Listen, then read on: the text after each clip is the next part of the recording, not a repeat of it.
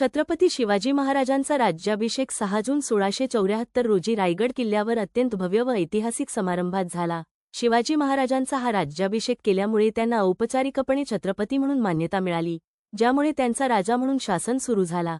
राज्याभिषेकाच्या या समारंभाच्या तयारीसाठी अत्यंत सावधगिरीने धार्मिक, सामाजिक व सांस्कृतिक सर्व बाबींचा विचार करण्यात आला. यावेळी शिवाजी महाराजांना शाही मुकुट घालण्यात आला आणि त्यांना राजा म्हणून संमती दिली. राज्याभिषेकाच्या समारंभात विविध धार्मिक विधी पार पडले. शिवाजी महाराजांनी धर्म, राष्ट्र आणि लोकहितासाठी शासन करणार असल्याची शपथ घेतली आणि स्वराज्य स्थापनेसाठी आपला दृढ संकल्प व्यक्त केला. राज्याभिषेकाच्या समारंभात पोशाख, शाही अलंकरणे आणि राजकीय अधिकारांची औपचारिक मान्यता यामुळे हा समारंभ अधिक ऐतिहासिक व भव्य बनला.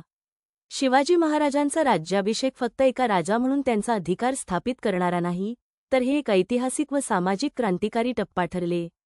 मोघल साम्राज्याच्या विरोधात स्वराज्य स्थापनेसाठी महाराजांनी एक नवा मार्ग दाखवला.